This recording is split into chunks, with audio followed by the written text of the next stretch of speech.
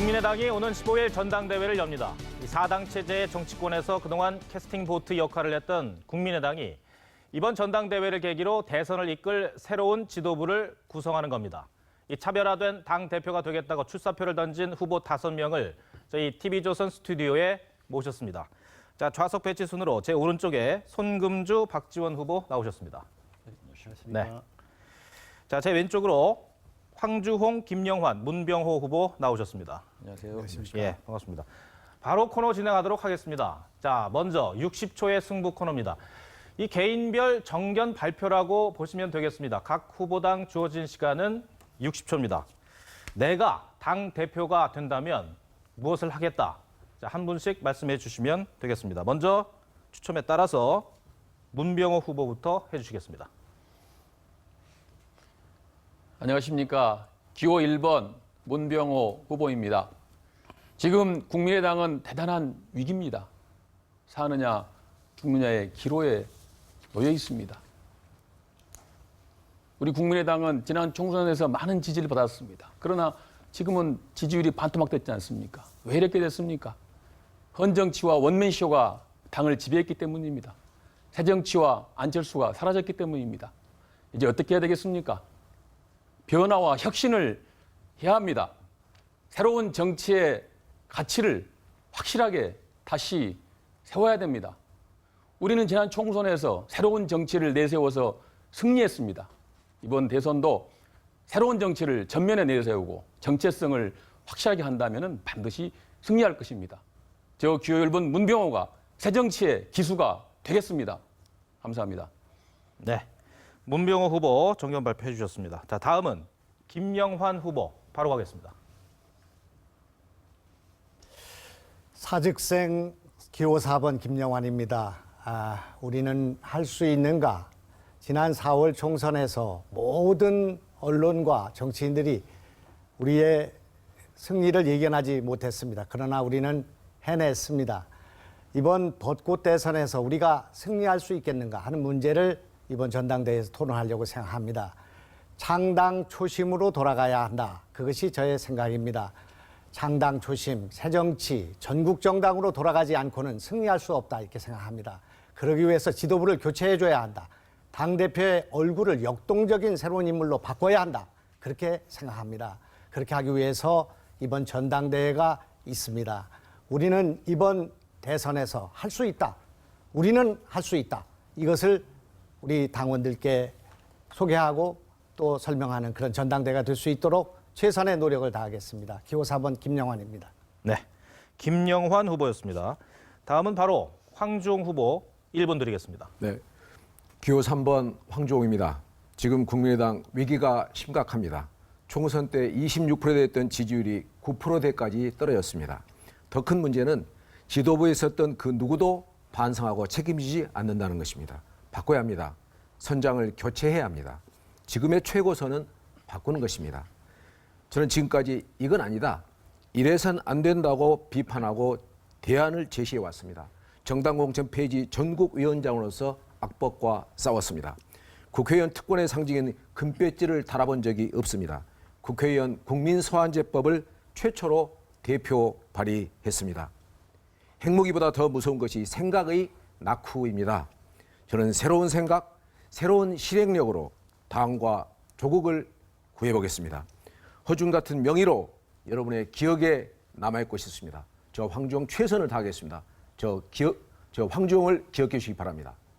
네, 황주홍 후보였습니다. 자, 다음은 손금주 후보 정견 발표 1분 듣겠습니다. 네.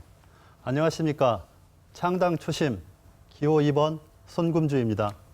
국민들은 4.13 총선에서 국민의당에 26.74%라는 기적과 또 같은 지지를 보여주셨습니다. 그렇지만 우리 당은 국민들의 지지에 보답해드리지 못했고 그래서 지금 위기에 빠져 있습니다. 이제 국민의당이 다시 시작할 때입니다. 창당 초심으로 돌아가 국민에게 다시 감동을 드려야 합니다. 새로운 대한민국을 향한 비전을 보여드려야 합니다. 경험과 경륜만으로는 안 됩니다. 젊음과 깨끗함, 그리고 새로운 정치를 향한 헌신과 열정이 필요합니다.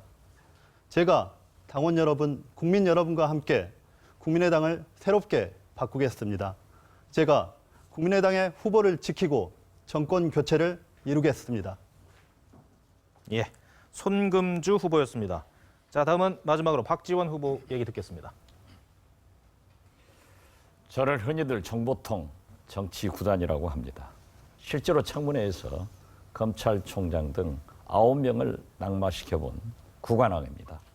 그렇지만 최순실 이 문제는 저도 몰랐습니다. 깊게 반성합니다. 대한민국은 대개혁과 이를 위해서 개헌이 필요합니다. 안철수 전 대표는 개헌을 주장하면서 결선 투표제와 2018년 지방선거에서 국민투표를 제안했고 큰 반응을 일으키고 있습니다. 반대했던 문재인 전 대표도 찬성하고 있습니다. 저는 금년 백봉신사 대상과 언론으로부터 2016년 국회의원 MVP상을 받았습니다. 수상의 이유는 첫째, 거대 양당 사이에서 국민의당이 전국을 주도했다는 것입니다. 온갖 비난을 감수하면서 9일 탄핵을 가결시켰습니다. 예. 자, 5분 후보 모두 정견 발표 잘 들었고 60초 시간 잘 지켜주셨습니다. 다시 한번 말씀드리지만 후보님들 시간이 지나면 마이크가 꺼집니다. 그거 유념해 두시고 토론에 임하셨으면 좋겠습니다. 자, 다음은 OX로 푸는 정치 현안 코너입니다.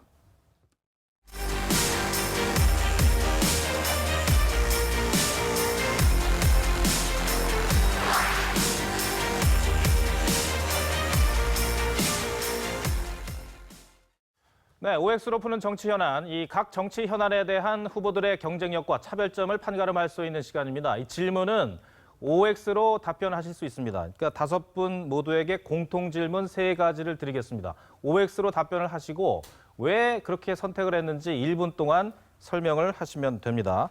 답변 순서에 따라서 일단은 김영환, 황주홍, 송금주, 박지원, 문병호 후보 순으로 일단 먼저 답변을 하겠습니다. 자, 질문입니다. 국민의당 대선 후보는 안철수 전 대표여야 한다. OX 들어주십시오. 질문 다시 한번 말씀드리겠습니다. 국민의당 대선 후보는 안철수 전 대표여야 한다. 들어주십시오. 예.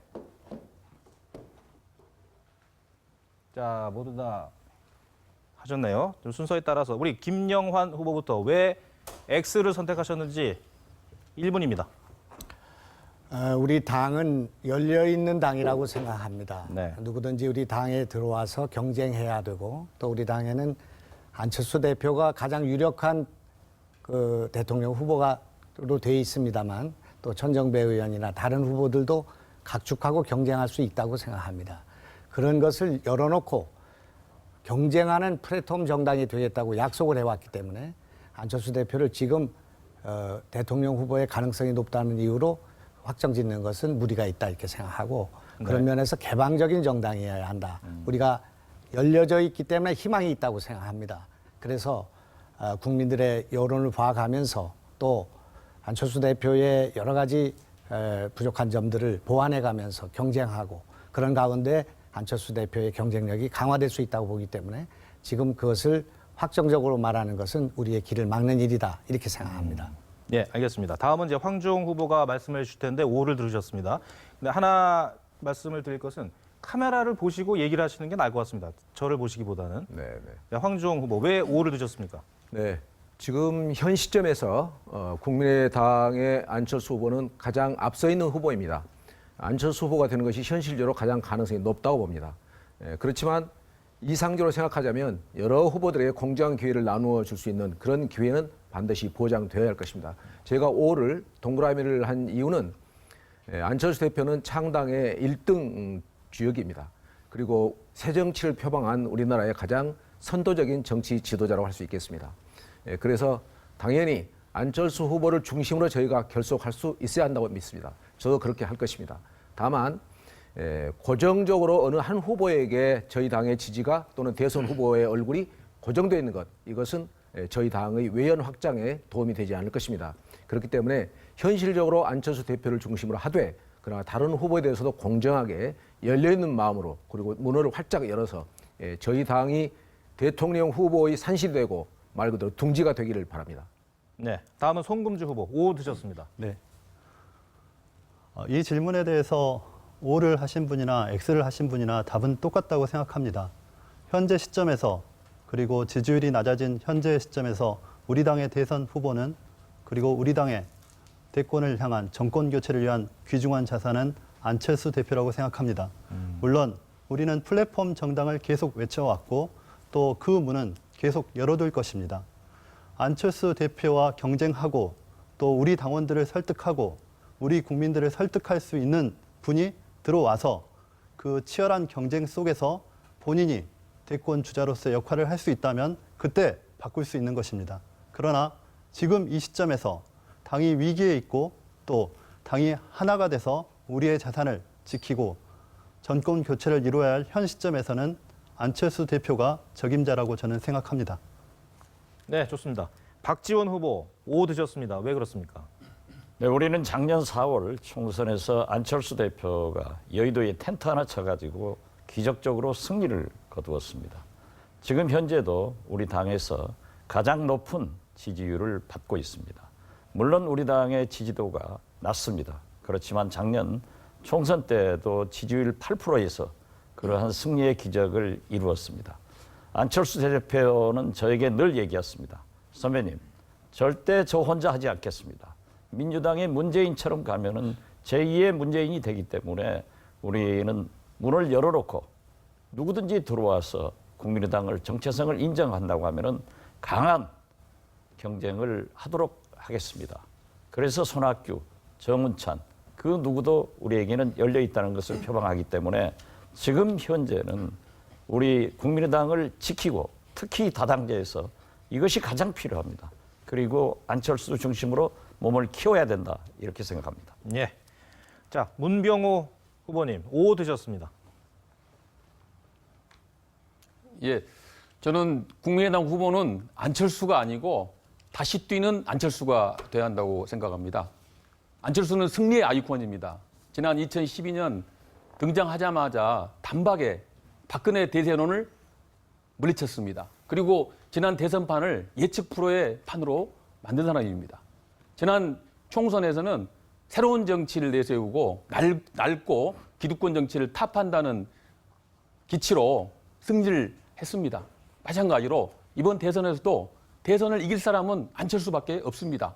다시 뛰는 안철수, 새로운 정치로 다시 깃발을 높이 세우고 우리가 힘을 합치고 강력하게 나간다면 국민들께서 반드시 안철수 대표에게 승리의 월계관을 씌워줄 것으로 생각합니다. 그래서 안철수 대표가 후보가 돼야 됩니다. 네.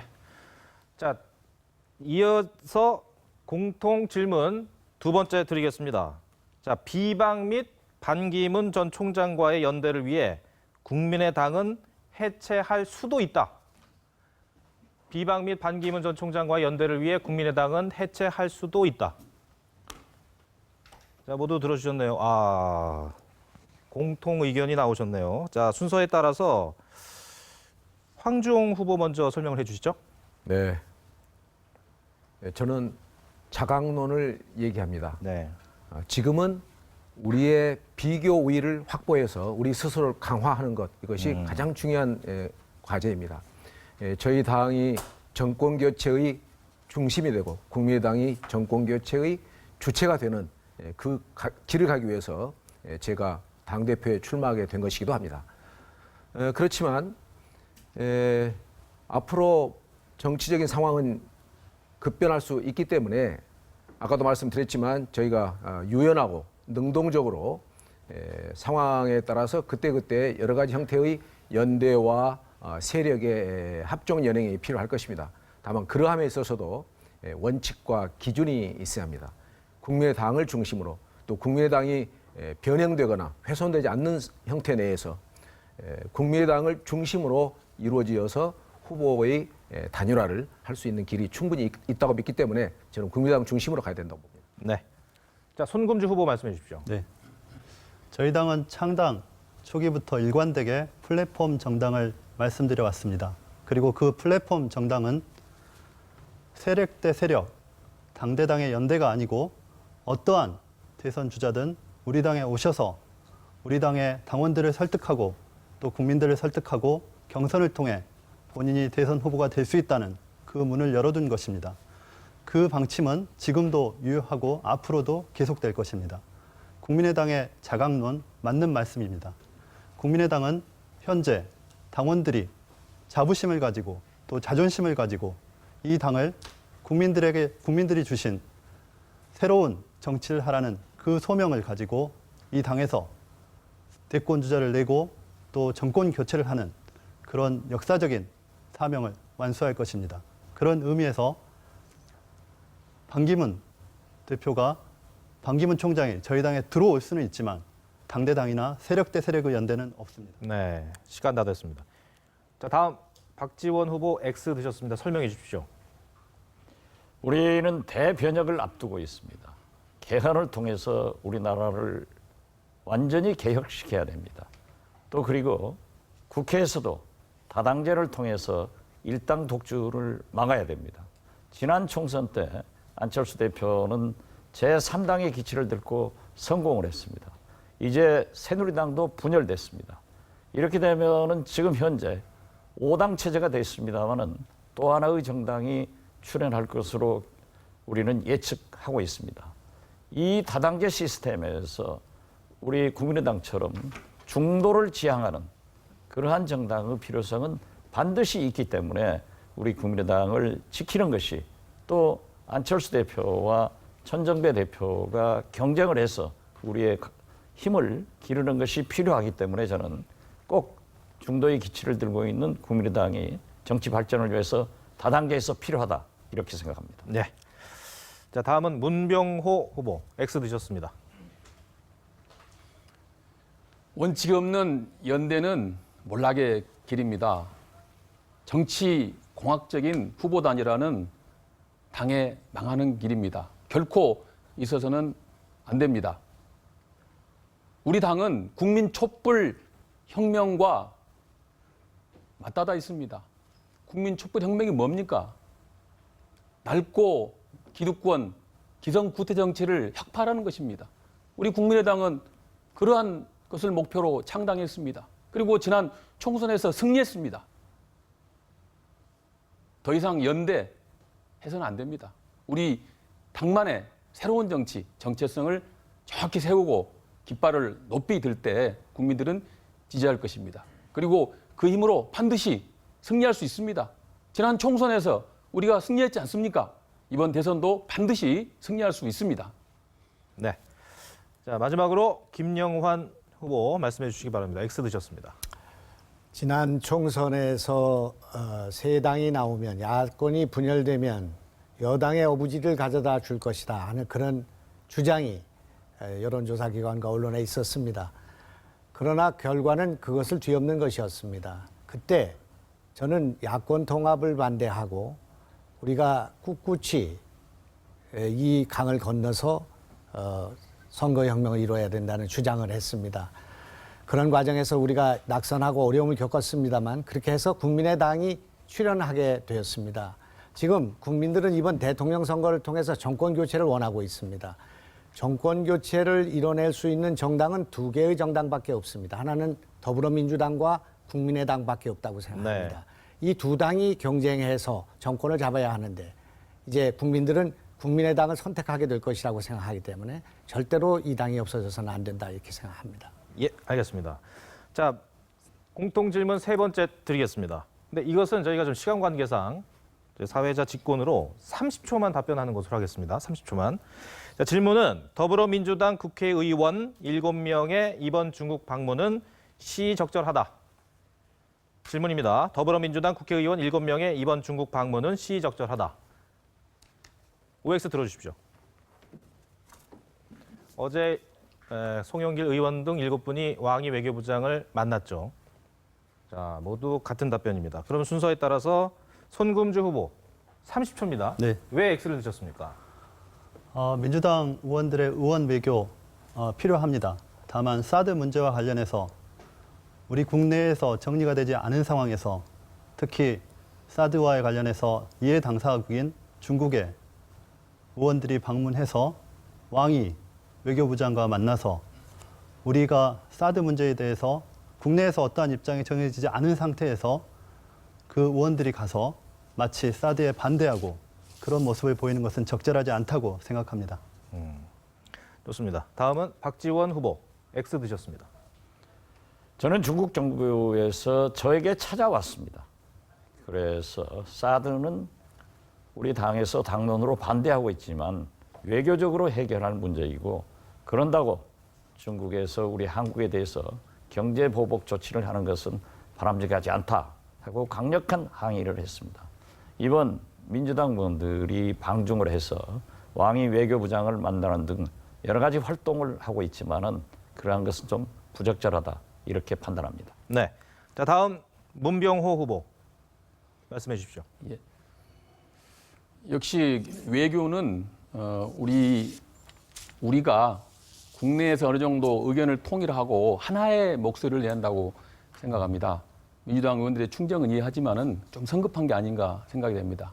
우리 국회에서 또 정부와 충분한 대화를 한 다음에 우리 내부의 하나의 목소리를 만든 다음에 그것을 가지고 외국과 상대했으면 하는 것이 국회의원의 책임 있는 자세라고 생각합니다. 그래서 적절치 않다고 생각하고 있습니다. 예, 좋습니다. 다음은 김영환 후보, X 드셨습니다.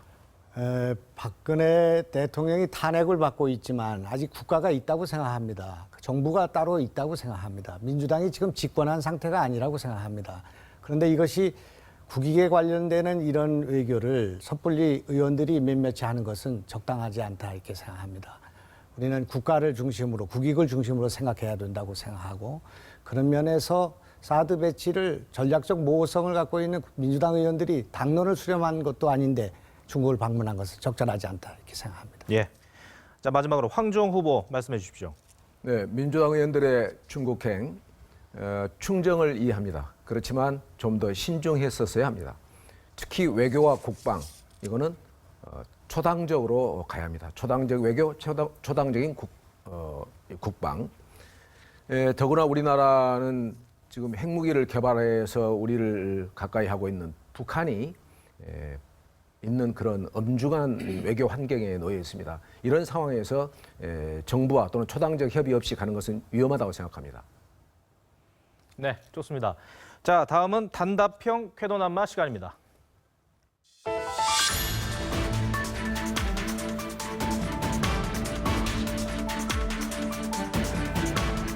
네, 이번 코너는 이 네 분의 당대표 후보에게 모두 각각 다른 질문을 드릴 겁니다. 그 질문에 이제 빈칸이 있습니다. 빈칸을 채워주시고 그 이유를 30초 내에 설명해 주시면 됩니다. 자, 먼저 박지원 후보 질문 드리겠습니다. 문재인의 현재 지지율 1위는 뭐다? 문재인의 현재 지지율 1위는 뭐다? 자, 들어주셨습니다. 30초입니다. 설명해 주십시오. 촛불 광장의 효과를 민주당이 대단히 보았습니다. 왜냐하면 몸집이 크기 때문에 민주당을 바라볼 수밖에 없었고 그분들은 사이다 발언을 쏟아냈고 사실 모든 정책은 우리 국민의당에서 제시했지만 그 과실은 민주당이 땄습니다. 그러나 이것은 야권에 대한 기대이지 민주당의 지지가 아닙니다. 지금 현재 문재인의 지지 상태는 고착 상태입니다. 그렇기 때문에 아무런 의미가 없다. 저는 이렇게 봅니다. 네, 시간 다 됐습니다. 다음은 문병호 후보께 질문 드리겠습니다. 국민의당 대선 승리 원천, 대선 승리 최대의 적은 뭐다? 다시 한번. 국민의당 대선 승리 최대의 적은 뭐다? 들어주십시오. 자, 30초 설명 부탁드리겠습니다. 예, 국민의당 대선 승리 최대의 적은 정체성 상실과 낮은 지지율이라고 봅니다. 우리 국민의당은 낡은 기득권 정치를 혁파하고 새로운 정치를 기치로 내세워서 지난 총선에서 승리했습니다. 그 창당 초심의 정신, 총선에서의 새로운 정치를 내세우는 정신을 다시 되살리면은 당의 지지도가 오를 것입니다. 당의 지지도가 오르면 반드시 집권하는 길로 갈 수 있다고 생각합니다. 네, 고맙습니다. 자, 다음은 김영환 후보께 질문 드리겠습니다. 국민의당에게 반기문은 뭐다? 국민의당에게 반기문 UN 전 사무총장은 뭐다? 보여주시고요. 설명해 주십시오. 반기문 사무총장이 총 대선에 나올 가능성은 그렇게 많지 않다고 저는 생각합니다. 따라서 반기문 총장에 가 있는 지지율의 대부분은 우리 안철수 후보로 올 수밖에 없는 조건을 갖고 있다고 생각하고, 반기문 총장이 이 대선에서 활약을 하기 위해서는 정권 교체의 정당인 국민의당밖에 선택할 길이 없다고 생각합니다. 국민의당에 와서 경쟁하게 된다면 우리의 안철수의 디딤돌이 된다고 생각합니다. 네. 황종 후보께 질문 드리겠습니다. 안철수의 최대 정치적 약점은 뭐다? 자, 안철수 전 대표의 정치적 최대 약점은 뭐다? 보여주시고요. 네. 설명해 주십시오. 제일 어려운 질문 같습니다.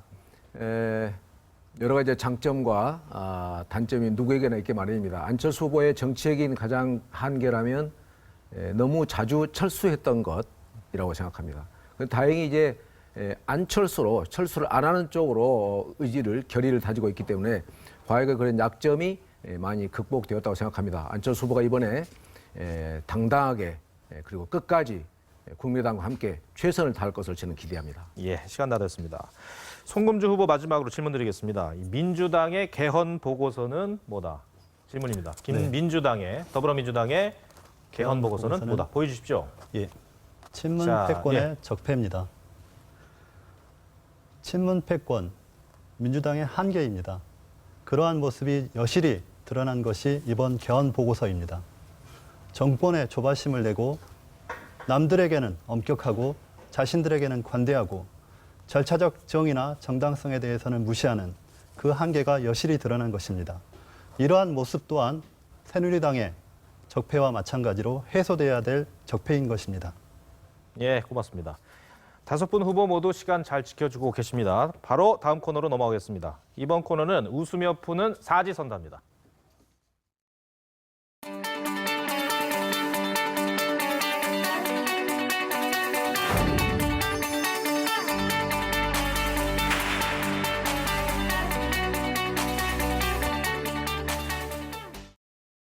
네, 이 코너는 각 후보에게 핵심 질문 4개와 보기를 드릴 텐데 지체 없이 가장 적합한 답변을 고르시면 됩니다. 질문이 가고 보기 4개가 나갑니다. 그중에 하나를 고르시면 됩니다. 자, 먼저 문병호 후보께 질문 드리겠습니다. 이겁니다. 이게 코너 제목이 웃으며 푸는입니다. 웃으며 푸는. 약간 예. 쪼꾸시고 그래야 됩니까? 자, 이것 때문에 안철수 측근으로 버티고 있다. 보기 4개 보이시죠? 예. 몇 번 고르시겠습니까? 그리고 30초 설명해 주십시오. 1번입니다. 1번이요. 예. 현재 안철수 대통령이 가장 예. 바람직하기 때문이다. 왜 그렇습니다. 그렇습니까? 30초 설명입니다. 예. 국민 촛불 혁명의 바람은 넓고 기득권 정치, 대한민국을 바꿔달라는 겁니다. 혁파해달라는 겁니다. 그것을 할 수 있는 사람은 유일하게 안철수밖에 없습니다. 안철수가 대통령이 돼야만이 넓고 기득권 정치를 혁파하고 새로운 대한민국을 만들 수 있기 때문입니다. 그래서 반드시 안철수가 돼야 되고 안철수가 될 것입니다. 그렇게 믿습니다. 네, 알겠습니다. 다음 김영환 후보께 질문 드리겠습니다. 내가 촛불 전국 와중에 당직을 사퇴한 이유는? 보기 4개 나오고 있죠. 촛불 전국 와중에 정답이 내가? 없습니다만 정답이 없습니다. 3번에 가까운 것 같습니다. 예. 3번 비민주적 감성적 정책 노선 결정의 제동을 위해서다. 왜 그렇습니까? 예. 저는 이제 사퇴한 것이 아니고 목이 달아났습니다. 잘렸습니다. 여기 황정우 의원도 계시고 박지원 비대위원장도 계시지만 너무나 오랫동안 그날만 있었던 것이 아니라 한 달에 가까운 저에 대한 굴욕적인 모욕이 있었고요. 또 사무총장을 배제하고 또 호남 중진들이 지금 비대위원장을 너무 오래 하는 것에 대해서 불만이 있었기 때문에 그것을 무마하기 위해서 사무총장을 자르는 그 과정에서 있었던 일입니다. 네, 시간 다 됐습니다. 자, 다음은 황주영 후보께 드리겠습니다. 지난 8월 23일 박지원 대표와 고성 설전을 벌인 이유는? 8월 23일 박지원 의원과 설전을 벌인 이유 몇 번 고르시겠습니까? 네. 이게 아니 사지선다 중에 하나 고르시면 됩니다. 뭐 1번입니다. 1번. 네. 오만 허세에 빠진 국민의당 구출 위해 네. 설명 부탁드리겠습니다. 웃으며 풀어가는 이게 사지선다인데 그날 저는 이 박지원 우리 후보 우리 선배님께 두 가지를 얘기했습니다. 중요한 것을 의원들과 상의해서 중지를 모아가는 민주적 공당의 모습을 회복하자. 그리고 비대위원장과 원내대표를 겸하고 있는데 이것을 언제까지 그렇게 할 거냐. 둘 중 하나를 내놔야 된다. 이런 제기를 했습니다. 이것은 박지원 선배 개인에 대한 것이 아니라 우리 당이 더 경쟁력 확보하기 위한 가장 중요한 기준이라고 봤기 때문에 그렇게 했는데 네. 어이없이 이렇게 뜻밖의 반응을 받았습니다. 예, 알겠습니다. 그 박지원 후보께서는 다음 코너 때 하실 말씀 있으면 하시면 되겠고요. 지금 네 번째로 송금주 후보께 질문 드리겠습니다. 국민의당의 가장 큰 문제점은? 자, 보기 보이시죠? 하나 골라주시고 30초 설명 부탁드리겠습니다. 네. 몇 번 하시겠어요? 예, 호남과 비호남 의원들 사이의 분열 1번. 일 번 왜 하겠습니다. 그렇게 생각하십니까? 일단 가장 기본적인 문제점은 국민의당에 대한 국민의당의 미래에 대한 자부심, 자존감이 떨어져 있기 때문에 그 결과로 호남과 비호남 또는 안철수에 대한 지지와 또 연대론 이런 이슈들이 나타나고 있습니다. 그렇지만 이런 문제들은 충분히 국민의당이 그 미래에 대한 자신감을 회복하고 극복할 수 있는 문제라고 생각을 합니다. 자, 마지막으로 박지원 후보께 질문 드리겠습니다. 내가 뉴 DJP 연합에 관심을 갖는 이유는? 보기 보여주시죠. 내가 뉴 DJP 연합에 관심을 갖는 이유는? 몇 번 하시겠어요? 정답이 없습니다. 그래도 하나 골라주십시오. 예, 구태여 고를 것도 없고요. 그럼 30초 설명을 예, 해주십시오. 그러겠습니다. 질문에 대해서. 웃으며 하는 코너에서 제가 얻어 예. 터지고 있습니다만은 반기문 총장 측에서 2년 반 전부터 저에게 그러한 얘기를 해왔지 제가 스스로 한 건 아닙니다. 그리고 정체성을 무시하고 무조건 뉴 DJP 연합 이런 정치공학적인 야합은 틀렸습니다. 그렇기 때문에 저는 반기문 총장에게 우리 정체성을 인정하고 안철수 대표가 원하는 대로 강한 경선에 임하라 이것만 제안했습니다. 자, 이번 시간은 오늘 토론의 하이라이트라고 볼 수도 있겠습니다. 후보끼리 진정한 토론 배틀을 벌이는 후보들의 주도권 토론 시간입니다.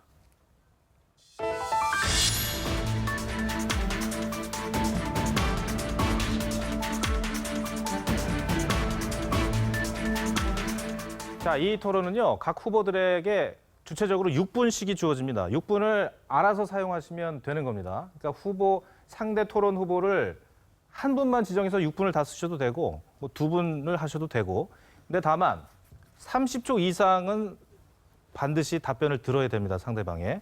자, 먼저 김영환 후보부터 이 6분 진행해 주시기 바라겠습니다. 네, 박지원 비대위원장께 여쭙겠습니다. 어떻게 해서 지난 4월부터 지금까지 8개월 동안 원내대표를 하시고 또 6개월 이상을 비대위원장을 했습니다. 우리 헌정사상 처음 있는 일이 아닐까 싶습니다. 이렇게 오랜 시간 비대위원장을 하신 것은. 그리고 크게 뭐를 잘못했다고 꼬집기가 어려운 그런 상황인데 어떻게 해서 이렇게 당의 지지율이 정체에 빠지고 당이 이렇게 위기에 빠지게 됐나 우선 그게 궁금하기 때문에 한번 여쭤보겠습니다. 우리 김영환 사무총장이 창당 공신으로 합당, 단일화 이러한 것을 요구할 때 당을 지켜서 이 총선 승리로 이끈 것은 높이 존경이 마지 않습니다. 그렇지만은 그 리베이트 사건으로 당이 어려울 때 제가 비대위원장을 맡아서 그래도 안철수 대표의 새 정치와 박지원의 헌 정치를 융합해서 미래로 가겠다 하는 것은 안철수 대표를 위해서 스타를 만들어주기 위해서 제가 말씀을 끊어도 되겠습니까? 그건 이제 30초 이상 지나면 하셔도 됩니다. 예. 제 시간이 적기 그리고 때문에 제가 말씀을 좀 원내대표로서 거듭 말씀드리지만은 양당 체제하에서 우리 3당으로서의 충분한 역할을 해냈기 때문에 비교적 높은 평가를 받고 있다고 생각합니다. 네. 혹시 우리 김영환 전 총장께서 잘못 평가하면은 한번 언론을 잘 보시면 되겠습니다. 당을 위해서 좀 물러나셔야 된다는 위원장들의 중론이 있고요. 또 우리 당원들의 많은 그 바람이 있다고 생각합니다. 물론 그렇지 않은 분도 많이 계십니다만 지금 박지원 대표님 같으신 경륜 있는 분들이 당의 울타리가 되어 주셔야 한다. 그 지킴이 같은 역할을 하시면서 뒤로 물러나 주시는 것이 당의 면모를 개선하는 데 도움이 되는데 지난 8개월 동안 당을 이끌어 오신 분이 또다시 전당대회를 통해서 다시 나서시게 된다면 당의 혁신이 지금 필요하고 변화가 필요한 시기에 적절하지 않다 이렇게 생각합니다. 전당대회에서 새로운 밥상이 차려져야 하는데 그 밥에 그 나물이 되는 그런 상태가 됐을 때는 당이 참 어렵고 지금 3개월 후에 대선이 임박한 상황에서는 살신성인하고 또 선당후사하는 자세가 필요한데 꼭 당신께서 하셔야 된다. 또 나 아니면 안 된다. 이런 생각을 갖는 것은 우리의 창당성신에도 맞지 않는 일이다 이렇게 생각합니다. 어떻게 생각하십니까? 비교적 많은 사람들이 그래도 박지원이 비대위원장과 원내대표를 했기 때문에 존재감을 확인시켰다. 그리고 이번 국정감사에서도 우리 38명의 의원들이 14명이 우수 의원으로 선정됨으로써 38%를 차지했습니다. 이렇게 높이 평가하는 분들도 있고 우리 김영환 총장처럼 좀 그러한 평가를 하는 분도 있는데 이것이 건강한 당이고 민주정당이라고 생각합니다. 그렇지만은 이 다당제 어려운 때 그래도 박지원의 그 빠른 결정과 경륜이 추진력이 더 필요하다 하는 것이 많기 때문에 안철수 대표나 전정배 전 대표나 많이 지지하고 있습니다. 박지원 대표님께서 지난번 비대위원장을 하시면서 이를테면 기회가 있을 때마다 손학규를 데려오겠다. 또 무슨 정청래를 데려오시겠다. 또 DJP를 하시겠다. 이렇게 얘기를 했지만 된 것이 없습니다.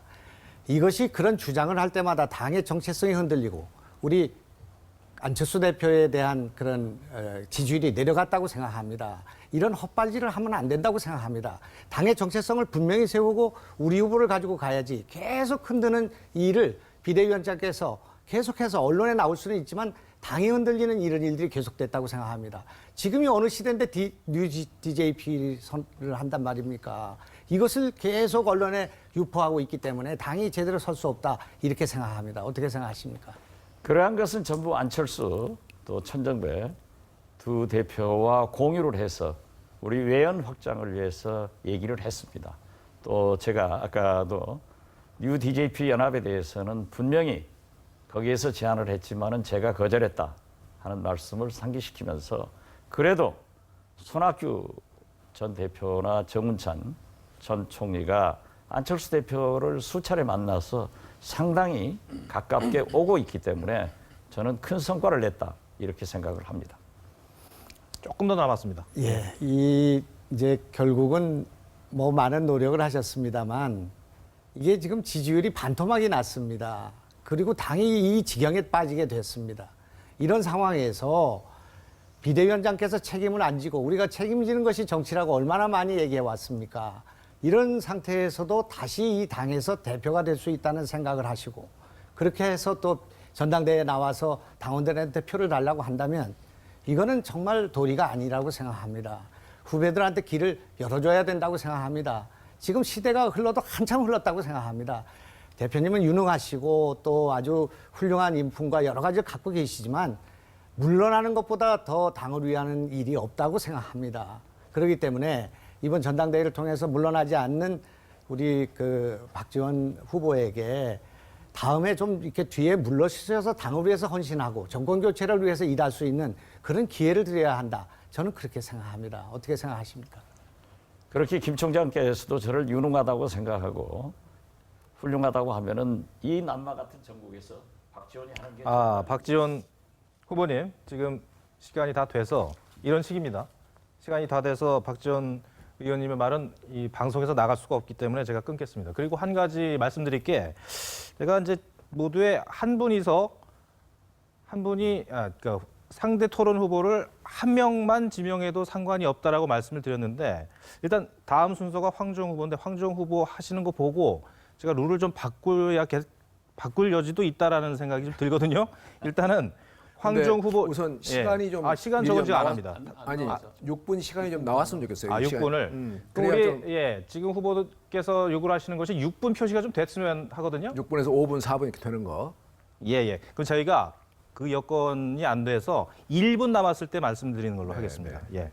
자, 황종 후보 자, 상대 후보자 토론 지정을 해 주시고 네, 하십시오. 우리 박지원 예. 후보님께 질문 드리겠습니다. 흔히 위기가 기회라고 얘기합니다. 저는 아니라고 생각합니다. 위기가 기회일 수도 있긴 합니다. 위기가 위기라면, 위기가 기회가 되려면 위기를 위기로서 인정하고 인식해야 됩니다. 위기로서 받아들이고 그 위기 극복을 수습을 위한 실천의 노력을 한다면 위기는 굉장히 어려운 것이지만 기회가 될 수도 있습니다. 그러나 많은 경우 위기는 위기로 끝나고 맙니다.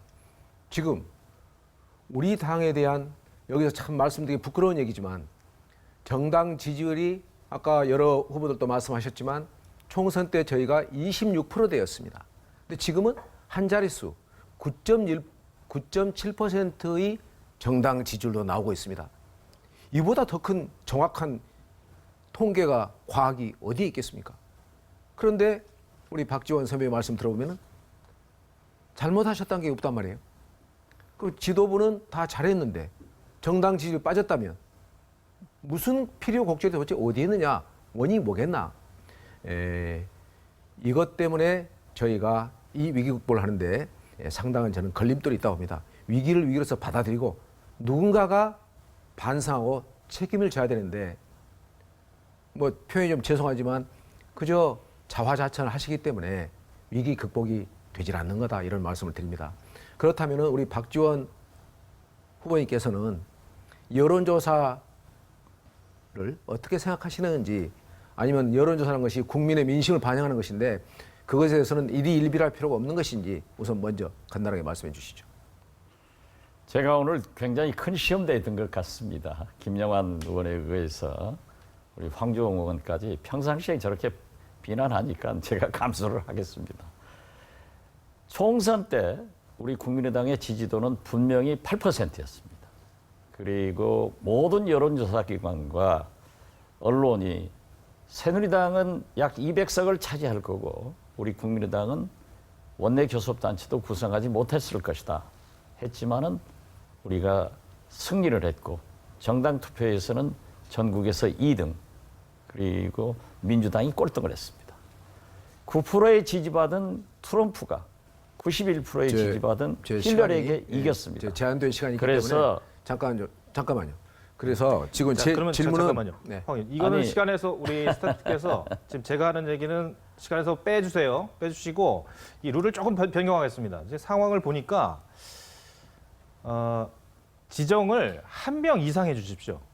지정을 한 명 이상 해주십시오. 그러니까 한 명 이상이죠. 그러니까 2명 이상이 되겠군요. 그러니까 최소한 2명하고는 토론을 할 수 있게 해주십시오. 룰을 바꿨으니까 저도 다른 사람 한 사람 할 수 있게 좀 해주시면 안 돼요? 근데 그거는 지났습니다. 그건 죄송하고. 이제 황종 후보부터 저 외에는 없잖아요. 자 그렇게 바꾸겠습니다. 2명 이상 하고 토론을 하시는 걸로 네, 시간을 네. 빼주시고 지금부터 자 카운팅 해주시기 네. 바랍니다. 예, 그럼 다시 6분을 주시는 거예요? 아니죠. 그건 아니죠. 저 얼마나 시간이 남았는지를 좀. 3분 정도 남았답니다. 3분 정도. 예. 다시 조금 우리 박지원 예. 후보님, 지난 8개월 동안 비대위원장과 원내대표를 겸임하면서 조금 전에 말씀했던 것처럼 총선 때 절정에 달했던 지지율이 한 자릿수로 줄었습니다. 그렇다면 누군가는 책임을 져야 됩니다. 책임을 지고 인정하지 않는다면 이제 남은 길은 1월 15일 날 당원들에 의해서 교체가 되는 수밖에 저는 없다고 생각합니다. 스스로 노련한 선장을 내세우셨습니다. 그렇지만 지금은 국민의당이 선장을 교체하지 않으면 어쩌면 표류하거나 실종될 수도 있다는 난파할 수도 있다는 그런 위기감이 팽배했습니다. 여기에 대해서 선배님의 좋은 판단이 있으시기를 저는 바랍니다. 그러면 제 질문 아까 30초를 쓰셨으니까 그럼 다른 후보에게 좀 네. 말씀을. 우리 김영환 후보나 우리 문병호 후보는 저와 같이 정치 생명을 걸고 사선을 넘어서 같이 탈당했던 우리 아주 제 영원한 동지들입니다. 두 분이 좀 잘 되시기를 바랍니다. 우리 김영환 후보에게 설명할 수 있는, 해명할 수 있는 기회를 드리기 위해서 제가 짧게 질문을 드리겠습니다. 지금 김영환 후보는 호남당, 호남 1색의 당 이렇게 해서는 전국 정당에 큰 문제가 있는 거다라면서 당원이 55%가 호남이라는 거, 그 다음에 원내대표가 호남이라는 거, 그리고 향후들까지 합하면 70%가 호남이 이 정당이 어떻게 전국 정당 할 수 있느냐 이런 얘기를 하십니다. 근데 호남에서 국회의원 의석이 많이 나오고 호남에서 당원이 많이 나오고 호남에서 지지율이 높은 것이 그것이 잘못인 것인가? 오히려 저는 반대로 지지율이 나오지 않는 다른 지역에서 우리가 더 분발해서 끌어올려야 되는 거 아닌가? 그리고 호남은 저는 호남당이라보다는 호남 중심당이라는 표현을 써야 한다고 봅니다. 호남은 우리가 잘 아는 것처럼 적어도 한국 민주화의 성지와 같은 그런 지위가 있는 것도 우리가 부인하기 어렵습니다. 호남 없이는 아무것도 안 될 겁니다. 물론 호남만으로는 또 되지 않는 것도 사실이지만 그래서 지금도 우리 김영환 후보께서는 그런 입장을 갖고 계신 줄 설명을 해 주시죠. 지금 황종 후보께서 하신 말씀에 대해서는 전적으로 동감입니다. 저는 호남이 있었기 때문에 국민의당이 있다고 생각합니다. 호남이 있기 때문에 정권 교체가 가능하다고 생각합니다.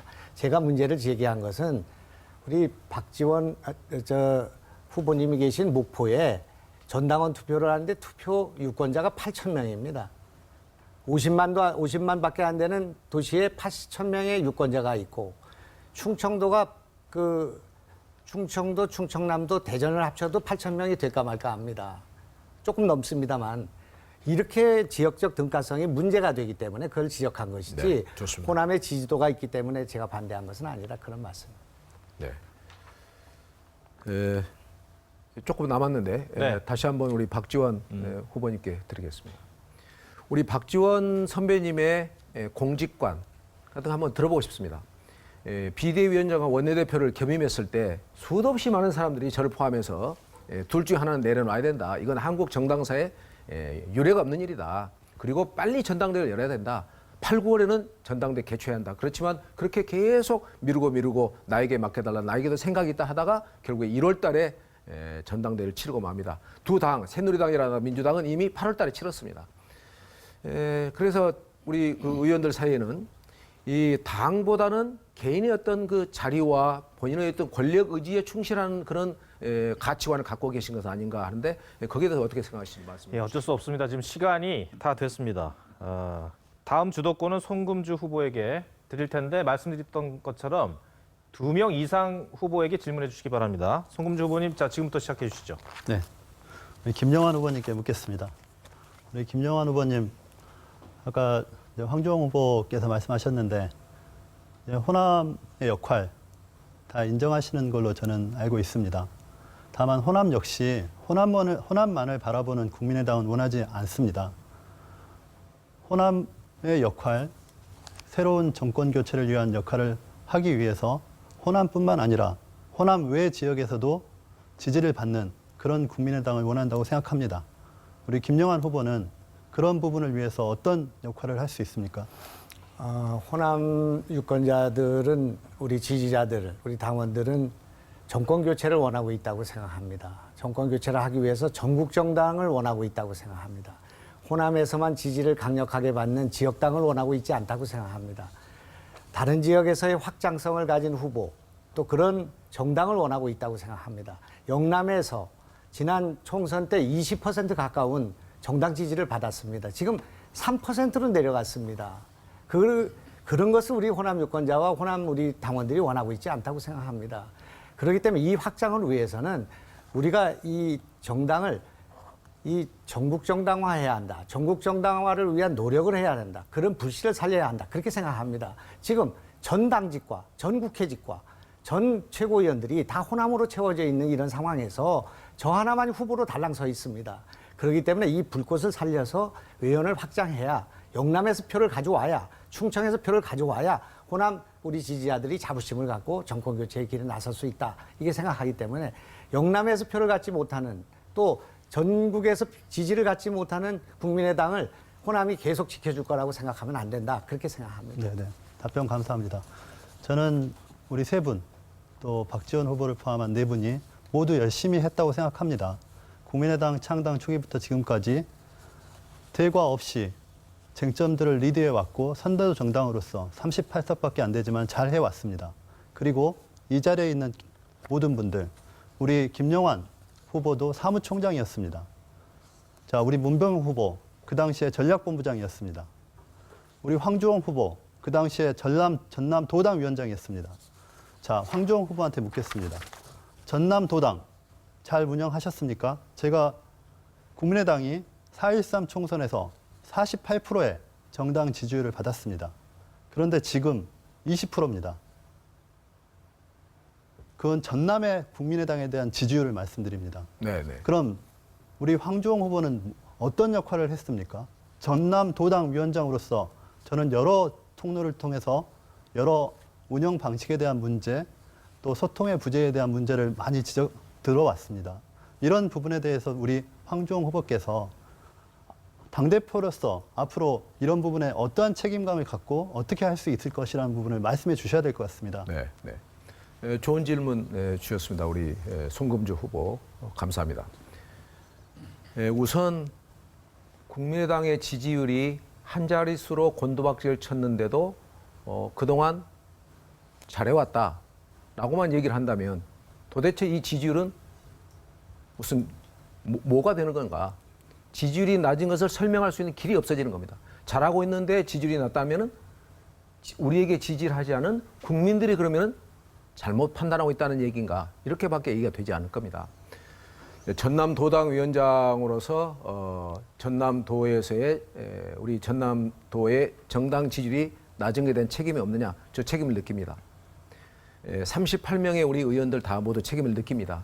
어떤 의미에서는 우리 당 전체가 느껴야 할 책임입니다. 그렇지만 가장 1차적으로 책임을 느껴야 하는 것은 대한민국의 문제는 대통령에게 책임을 추궁하듯이 당의 문제는 당의 지도부에 물을 수밖에 없는 겁니다.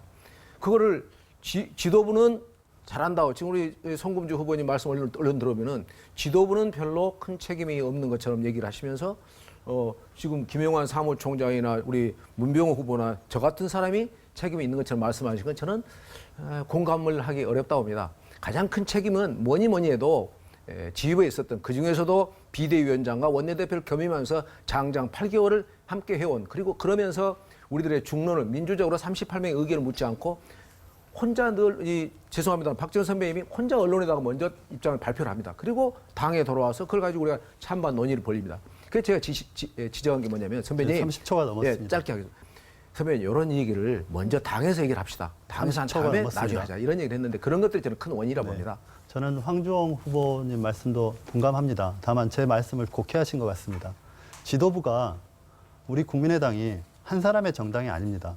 물론 박지원 후보 잘못한 부분도 있을 것입니다.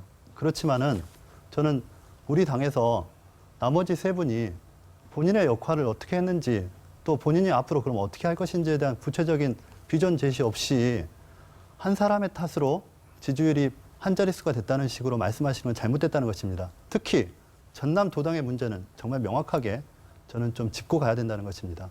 그리고 우리 황주홍 후보께서 연대론자인지 방금 안철수 대표가 되어야 된다고 말씀하셨기 때문에 확인을 받고 싶은 겁니다. 황주홍 후보는 당 간 세력 간 연대를 허용하는 연대론자입니까? 아니면은 자강론자입니까? 저는 자강론자입니다. 아니, 제가 여태까지는 연대론자로 알고 있었기 때문에 그렇습니다. 저는 자강론자입니다. 그렇지만 연대의 가능성, 문호를 닫을 필요는 없다는 생각을 네, 합니다. 끝났습니다. 주도권을 박지원 후보께 넘기겠습니다. 제가 오늘 혼날 걸 각오했습니다. 그렇지만은 여기 있는 세 분들 또 우리 손금주 의원 지난 총선 때 제가 다 가서 연설해줘서 당선됐거나 떨어지거나 했습니다. 어떻게 됐든 우리 국민의당에서 지금 현재 가장 필요한 사람은 그래도 이 큰 판을 보고 큰 정치를 이끌어 나갈 경험과 경륜을 가진 사람이 아닌가 저는 그렇게 생각합니다. 저에게 독전독수했다. 또 혼자 결정했다. 예를 들면요. 지난 박근혜 대통령 3차 담화를 발표할 때 저는 천안에서 외부 강연을 했습니다. 그래가지고 우리 당 10여 명 의원들에게 제가 개입해서 죄송합니다. 박 후보님 지금 시간 빼주시고요. 2명 이상에게는 질문을 하셔야 됩니다. 내가 질문합니다. 예. 제가 10여 명에게 TV 모니터링을 해서 발표를 해라라고 했더니 박근혜 대통령이 퇴진을 얘기했기 때문에 환영한다라고 해서 이건 환영할 수가 없다. 퇴진이 아니다라고 제가 거기에서 SNS에 글을 올렸더니 그 다음 날 회의를 해서 저에게 독선을 했다라고 하더라고요. 지금 알파고 시대입니다. 종편이 온라인이 그때그때 현안이 나오면은 발표할 수 있는 능력과 그런 판단력을 가진 지도자가 필요하다 이렇게 생각합니다. 우리 손금주 의원에게 질문할게요. 손금주 의원은 84 출신으로 또 초선 때부터 지금까지 수석 대변인으로 저에게도 많은 협력을 주셨고 산자이 간사로도 혁혁한 역할을 하시는데 앞으로 국민의당 후보가 대표가 됐건 최고인이 됐건 우리 국민의당을 이끌어갈 젊은 청년 지도자로 대성하기를 바랍니다. 그 꿈을 한번 말씀해 주셨으면 합니다. 네. 사실은 제가 대표로서 또 경륜이 짧습니다. 다만 저는 우리 당에 있어서는 경륜과 지혜가 너무 많다고 생각합니다. 선장들이 많은 상태에 있기 때문에 그 선장님들을 잘 모실 수 있는 동력, 엔진이 필요하다고 생각하고 저는 제 가장 큰 장점은 경청하는 자세라고 생각합니다. 따라서 우리 당원 또 국민 여러분의 소리를 가장 잘 듣고 그분들의 뜻대로 정치를 해나가면서 우리 선배 의원님들의 지혜와 경륜을 빌려서 국민의당의 정권 교체를 하고 싶습니다. 김영환 후보께 질문할게요. 제가 늘 호남 중진 의원들이 사무총장을 현역 의원으로 교체를 해야 된다. 김영환 총장이 너무 전횡을 한다 할 때마다 많이 커버한 것은 잘 알고 계실 겁니다. 우리 국민의당은 특히 야당은 호남의 지지 없는 승리가 불가능합니다. 그러나 호남만 가지고도 승리할 수 없고 호남을 빼고도 승리할 수 없습니다. 지금 우리 5명의 지도부가 출마를 했는데 유일한 충청도 출신입니다.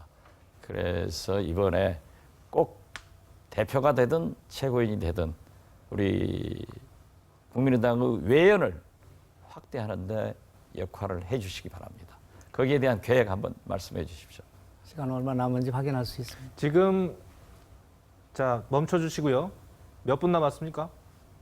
많이 남은 것 같아요. 2분 반 남았다고 합니다. 자 다시 그러나 카운팅해 주십시오. 질문은 짧게 해야 돼요. 제가 그 박지원 우리 실장님, 저는 청와대에 같이 근무도 했고 김대중 대통령 모시고 일했기 때문에 한두 가지만 여쭤보겠습니다. 저한테 여쭤보는 건 아니죠. 답변을 드리겠습니다. 제가- 북한 문제와 관련해서 김대중 대통령께서 대통령 되셨을 때 김중건 비서실장이 있었습니다. 그분이 이제 경북분 아니겠습니까? 그다음에 총리가 김종필 총리였습니다. 그리고 권오기 통일부 장관이셨습니다. 김대중 대통령께서 호남 출신이시지만 탕평하시기 위해서 전국적인 정당으로 발돋움하기 위해서 굉장히 노력을 많이 하셨습니다. 그런데 그런 그 노력을 보면 또 대선 과정에서 저희가 이제 대변인 하시고 뭐 부대변인도 하고 우리가 할 때 보면 대통령 주변에 하나갑이나 권노갑이나 김옥두나 이런 윤철상이나 이런 그 동지들을 뒤로 물리셨습니다. 대통령께서. 그리고 그 옆에 추미애도 앉히고 천정배도 앉히고 김영환도 앉히고 이렇게 해서 정권 교체를 이뤄냈습니다. 지금 3개월 후에 대선입니다. 그렇기 때문에 3개월 동안만 박지원 대표께서 좀 뒤로 물러서시고 이 전국 정당을 위한 노력을 해서 모양을 보여주셔야지 박지원 우리 대표님 같으신 분이 한 번 서 있으면 그 이미지가 일단은 다 호남으로 비치기 때문에 그 박 대표께서 이번에는 좀 이 김대중 대통령의 그 사랑을 받으신 분으로서 이럴 때 선당우사하는 그런 노력이 필요하지 않나 이렇게 자, 생각합니다. 좋습니다. 네. 어떻게 됐든 호남만 가지고도 안 되고 호남을 빼고도 안 됩니다. 그리고 안철수 대표께서도 그런 얘기를 했습니다. 자기에게 문재인 대표가 가지지 않는 것이 있다고 하면은 전국의 김대중 세력을 이끌고 있는 호남을 대표하는 박지원이 있다. 이런 말씀을 해서 저도 굉장히 책임감을 느끼고 있었습니다. 아무튼 제가 다시 한번 이 남마 같은 전국에서 이끌어 나갈 수 있도록 최선의 노력을 다하겠습니다. 예. 마지막으로 문병호 후보께 주도권 넘기겠습니다. 6분 쓰시기 바랍니다. 예. 박지원 후보께 묻겠습니다. 또 박지원입니까?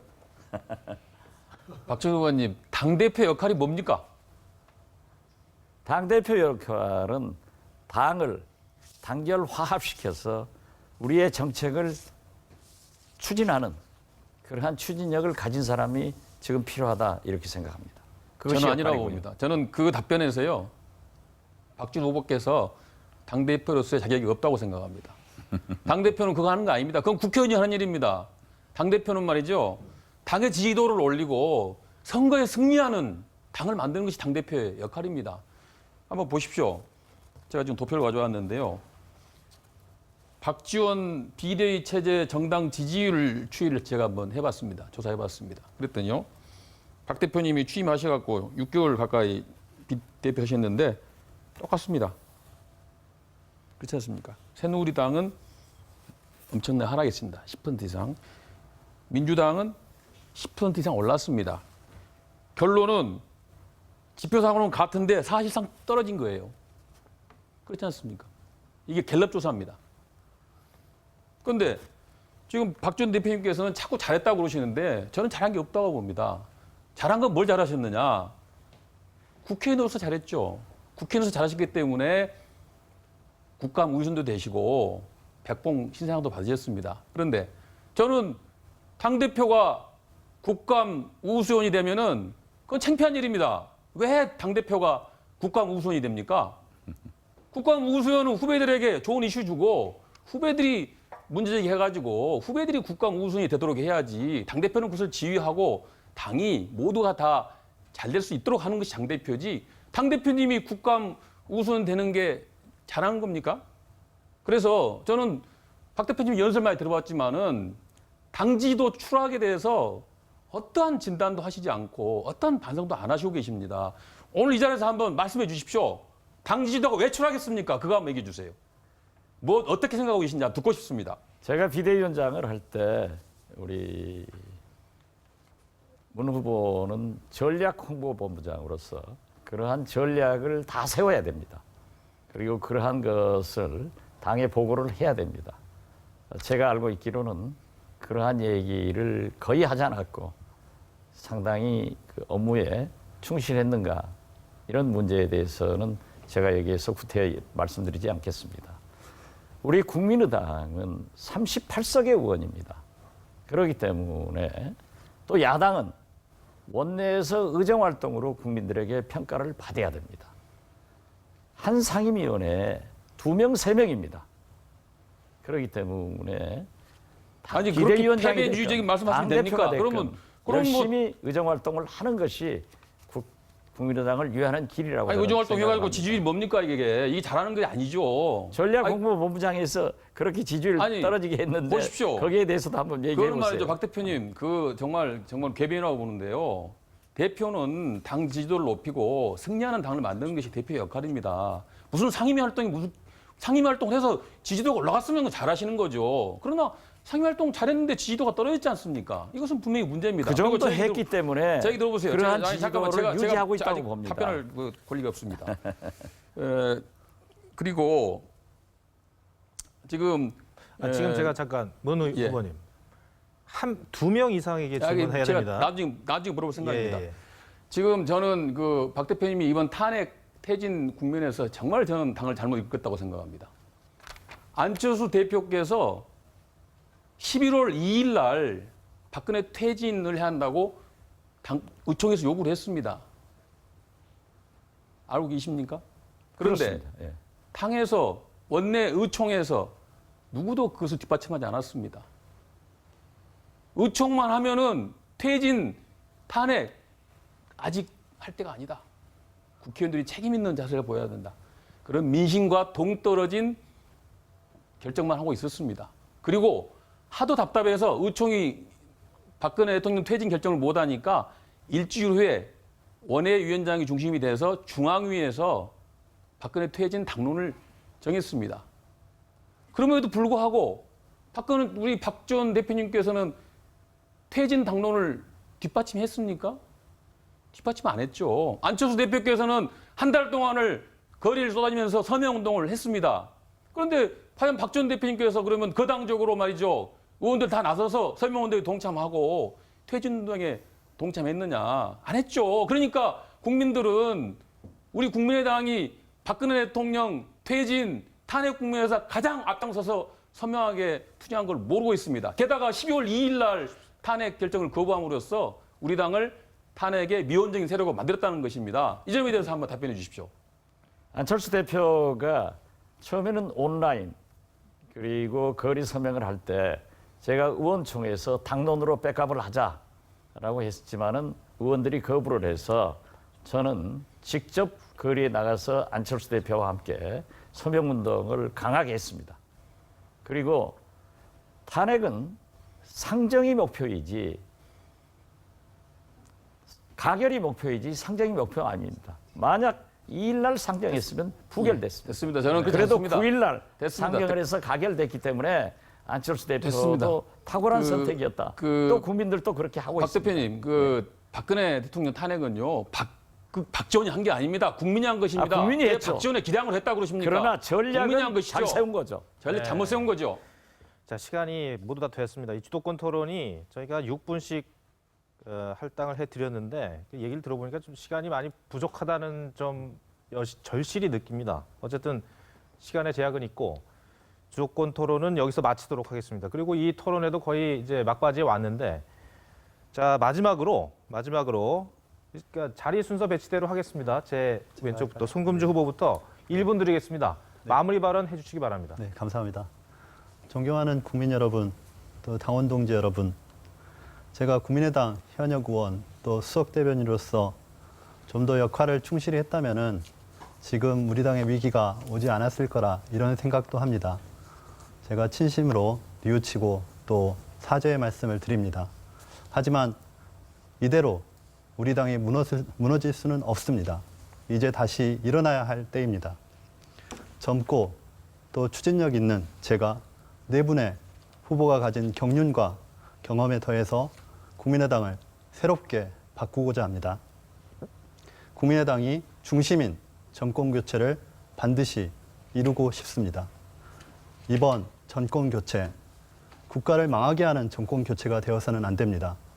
안철수와 국민의당이 국가를 살리는 정권 교체를 할 수 있도록 제가 이 네 분과 함께 열심히 노력하겠습니다. 감사합니다. 네, 손금주 후보였습니다. 자, 다음 박지원 후보 마무리 발언 해주십시오. 정치편이라는 게 이런 겁니다. 같은 당내에서도 이렇게 비판을 하고 공격을 하는데 한차 정부를 향해서 박근혜 대통령을 향해서 이분들이 무엇을 했는가라고 질문을 하면은 할 말씀이 없을 겁니다. 박지원은 싸웠습니다. 그리고 이겼습니다. 이제 이 다당제에서 개헌, 탄핵, 인용 여러 가지 난파가 우리를 기다리고 있습니다. 이러한 때 큰 정치판을 보고 그래도 큰 정치를 해본 이 박지원만이 국민의당을 굳건히 지킬 수 있다고 저는 생각합니다. 그리고 또한 국민의당 후보를 반드시 대통령으로 당선시킬 그 능력을 박지원은 가졌다고 생각합니다. 이겨본 사람입니다. 이길 수 있는 능력을 검증받은 사람입니다. 제가 당대표가 돼서 국민의당을 지키고 우리 당 대표를 꼭 대통령 당선시키겠습니다. 네, 박지원 후보 마무리 발언이었습니다. 다음 황주홍 후보 마무리 발언 1분입니다. 네, 여러분 잘 보셨습니까? 충분한 시간을 갖지 못해 아쉽습니다. 그러나 여러분께서는 진지함과 뜨거움과 참다움의 기준으로 이미 판단을 하셨을 것으로 기대합니다. 저는 강진 군수 시절 책상에 외롭도록 정의를 지킨다는 글을 써놓고 지냈습니다. 지금 국회 제 방에는 백범 김구 선생의 양심 건국, 바른 마음으로 나라를 세운다는 글귀가 걸려 있습니다. 새 정치, 새 조국을 원하시지 않습니까? 이제 거짓, 낡음, 부패, 독선의 정치를 토벌해야 하지 않겠습니까? 책에서 배우고 가르쳤던 그 정치를 이제 우리도 한번 좀 가져볼 때가 되지 않았습니까? 저 황주홍을 불러주십시오. 제 이름 석자를 크게 불러주십시오. 여러분의 부름에 제가 응답하겠습니다. 정직, 소신, 용기, 실력의 정치로 응답하겠습니다. 감사합니다. 네, 황주홍 후보 마무리 발언 잘 들었습니다. 다음은 김영환 후보 1분 드리겠습니다.